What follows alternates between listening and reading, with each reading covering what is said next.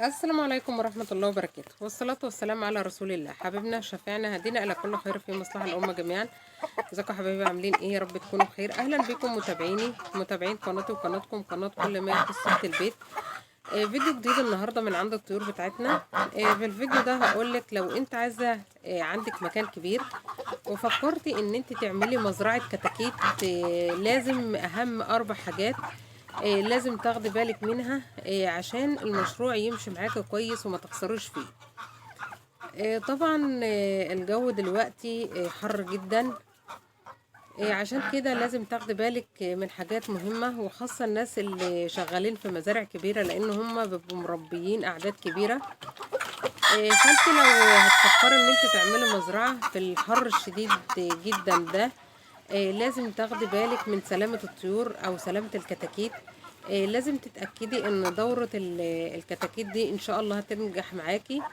اول حاجة لازم هتاخدي بالك منها زي ما قلنا في بداية الفيديو، عشان نعمل مزرعة الكتاكيت في شوية حاجات لازم نراجعها ناخد بالنا منها عشان ما نخسرش في المشروع. اول حاجة نحسب تكلفة المشروع قبل ما ناخد قرار ان احنا هنعمل مشروع تربية الكتاكيت او مشروع هنعمل مزرعة كتاكيت صغيرة.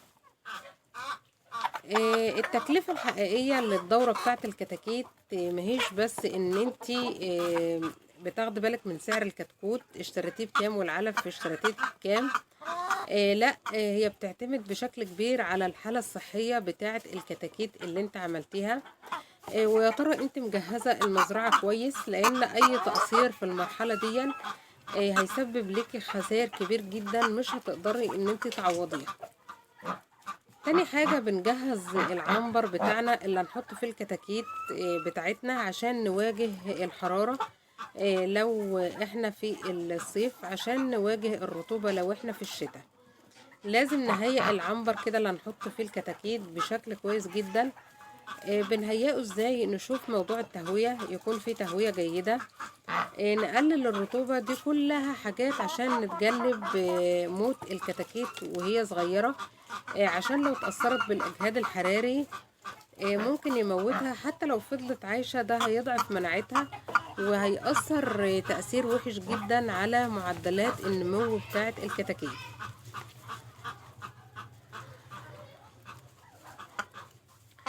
برضو في نصيحة مهمة ان انت تسكني نص الكمية اللي انت شارياها بس، ما تجازفيش وتسكني العدد الكتاكيت بالكامل اللي انت اشتريتيه في البداية.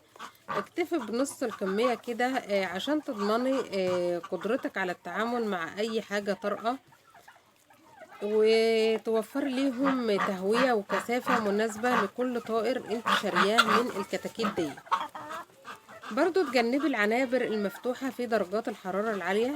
في حالة الاعتماد، لو اعتمدت على عنابر مفتوحة، لو انت سكنت اعداد كبيرة ده هيشكل خطر كبير في ظل ارتفاع درجات الحرارة اللي احنا عايشين فيه اليومين دول، لان انت هيكون صعب عليكي جدا ان انت تظبطي الظروف البيئية دي، وفي النهاية ده هيهدد صحة الكتاكيت بتاعتك ويزيد قوي من احتمالات الخسارة بالنسبة ليكي.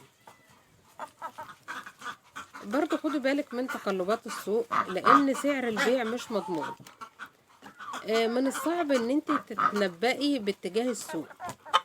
في حالة انخفاض السعر مش هتلاقي حد هيعوضك عن انخفاض السعر ده. لا، ممكن لو ارتفع ممكن جهات معينة كده بتتدخل عشان تحد من الاسعار دي. برضو دي حاجات هتأثر على الارباح المحتملة بالنسبة ليكي. الإدارة الجيدة هي مفتاح النجاح لمشروع كتاكيت واللي هيقلل الخسارة عندك. إدارة جيدة، تخطيط مدروس لكل خطوة من خطوات التربية. دي كلها حاجات هي هتكون الضامن الأساسي ليكي عشان تحققي أقل خسارة ممكنة. ده هيكون بصرف النظر عن تقلبات الأسعار أو ظروف الطقس.